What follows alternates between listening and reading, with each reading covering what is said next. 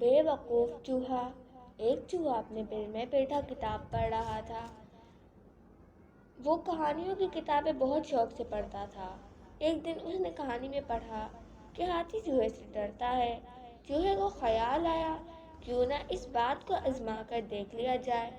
शायद कोई हाथी काबू में आ जाए और वो मेरे सारे काम कर दिया करे।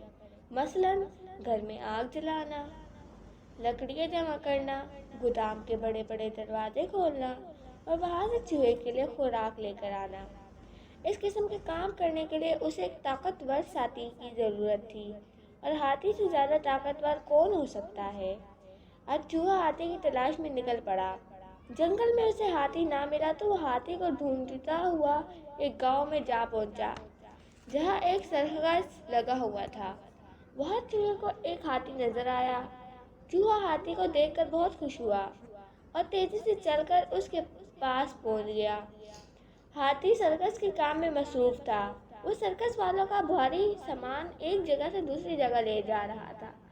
जैसे ही उसने सामान जमीन पर रखा, चूहा उसके सामने अकड़ कर खड़ा हो गया और बोला, ए हाथी, तुम जानते हो मैं कौन हूँ? हाथी ने डरते हुए कहा, हाँ, तुम चूहे हो।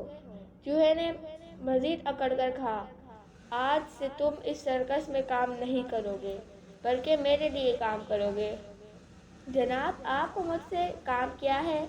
मैं आपका क्या काम कर सकता हूँ? हाथी ने चूहे से पूछा।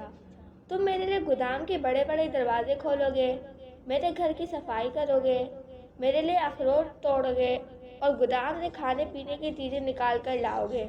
अगर तुमने मेरी बात नहीं मानी तो मैं तुम्हें दुम से पकड़कर ऊंच बार अपने सर के ऊपर से घुमाकर फेंक दूंगा। चूहा ये सब बहुत रौब से खे रहा था। चूहे ने अपनी बात जारी रखते हुए कहा, तुम्हारे लिए अच्छा होगा कि तुम अपनी ये मोटी और बेकार सूंड उठाओ और मेरे पीछे चल दो। हाथी चूहे का दिल रखने के लिए चूहे के रौब में आ गया। हाथी ने कहा, नहीं, तुम ऐसा मत करना, जैसा तुम कहोगे मैं वैसा ही करूँगा। चूहे ने कहा, तो फिर अपनी सूंड उठाओ और मेरे पीछे चल दो। और हाँ, देखो, मुझे नाराज़ मत करना, मुझे काम चोर हाथी बिल्कुल पसंद नहीं है। जब तुम अपना काम ख़त्म कर लोगे तो मैं तुम्हें अपने साथ खाना खिलाऊंगा। हाथी ने कहा, तुम बिल्कुल फिक्र मत करो, मैं तुम्हारे सारे काम करूंगा। अब तुम मुझे ये बताओ कहाँ जाना है। चूहे ने कहा, आओ मेरे पीछे चलो। चूहा बहुत खुश था कि उसे अपने सारे बड़े काम करने के लिए एक ताकतवर साथी मिल गया। वो कभी हाथी के आगे चलता और कभी उसकी टांगों के दरमियान से गुजरता था, ताकि हाथी पर उसका रौब कायम रहे।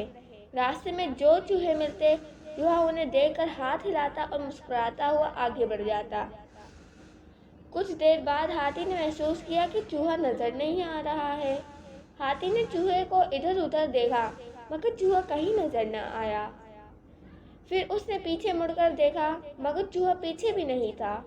उसने जोर से आवाज लगाई, चूहे चूहे, तुम कहाँ हो? तुम मुझे नजर नहीं आ रहे हो। मगर कोई जवाब ना मिला।